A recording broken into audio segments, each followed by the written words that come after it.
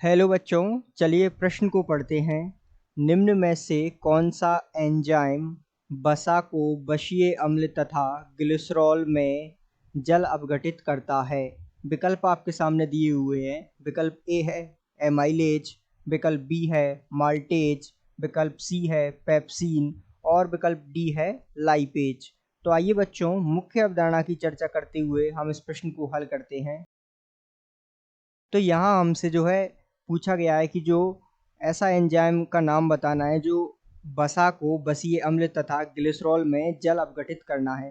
तो सबसे पहले तो आपको एंजाइम की जानकारी होना आवश्यक है और इसके वर्गीकरण की जानकारी होना आवश्यक है कि कौन सा एंजाइम क्या कार्य करता है और किसको विघटित करता है। इस प्रकार की जानकारी होना आवश्यक है। जैसे कि यदि हम बात करें एंजाइम क्या होते हैं, तो एंजाइम जो होते हैं सामान्यतः वो नाइट्रोजन युक्त उच्च अणुभार वाले जटिल कार्बनिक यौगिक होते हैं जो क्या करते हैं, जैविक क्रियाओं को या जैविक क्रियाओं की जो दर है उसको बढ़ा देते हैं। तो आइए हम सबसे पहले इन एंजाइमों का पता लगाते हैं जो आपको विकल्प में दिए हैं कि इनका क्या कार्य है, और ये भी पता लगाते हैं कि कौन सा एंजाइम जो है उस वसा को वसीय अम्ल तथा ग्लिसरॉल में जल अपघटित करता है। तो आइए चर्चा कर लेते हैं। एंजाइम ए विकल्प में जो दिया हुआ है एमाइलेज, ये क्या कार्य करता है?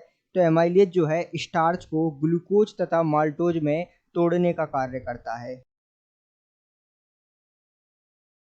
इसी प्रकार विकल्प बी में जो आपको दिया हुआ है माल्टेज, इसकी बात कर लेते हैं। तो माल्टेज जो है माल्टोस को ग्लूकोज में तोड़ने का कार्य करता है। इसी प्रकार बात करते हैं विकल्प सी में दिए हुए एंजाइम पेप्सिन की। तो पेप्सिन जो है प्रोटीन को एमिनो अम्ल में तोड़ने का कार्य करता है।